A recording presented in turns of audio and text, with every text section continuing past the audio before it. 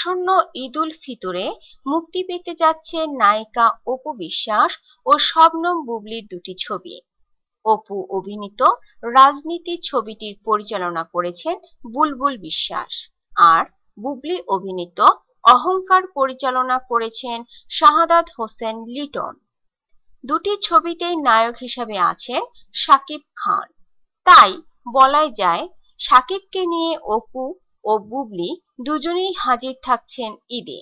তবে কে কাকে টেক্কা দেবে, অর্থাৎ দর্শক কোন ছবি বেশি দেখবে, সেটাই এখন দেখার বিষয়। অহংকার ছবির পরিচালক শাহাদাত হোসেন লিটন বলেন, আমার অহংকার ছবির সব কাজ প্রায় শেষ। এখন ছবিটি সেন্সরের ছাড়পত্রের জন্য প্রস্তুত করছি। আগামী বৃহস্পতিবার সেন্সর বোর্ডে জমা দেব। বিগ বাজেটের এই ছবি আমি অনেক যত্ন নিয়ে বানিয়েছি।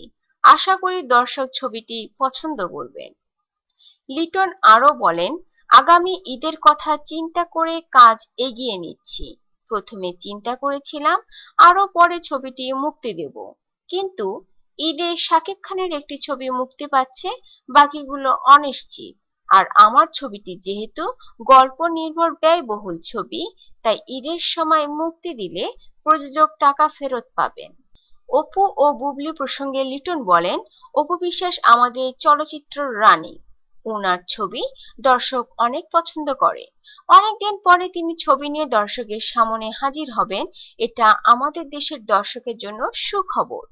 আর শবনম বুবলির গত ঈদে দুটি ছবি দিয়ে অভিষেক হয়েছে এবং দর্শক প্রিয়তা পেয়েছেন। এরই মধ্যে তার শক্ত একটা অবস্থান তৈরি হয়েছে। আগের ছবিতে তিনি যেমন অভিনয় করেছেন, তার চেয়ে অনেক ভালো অভিনয় করেছেন অহংকার ছবিতে। এই ছবিতে বুবলিকে দর্শক একজন পরিপূর্ণ অভিনেত্রী হিসেবে পাবেন বলে আমি মনে করি। অহংকার ছবির গল্প লিখেছেন আব্দুল্লাহ জহির বাবু। এই ছবির মাধ্যমে তৃতীয়বারের মতো শাকিবের নায়িকা হচ্ছেন শবনম বুবলি।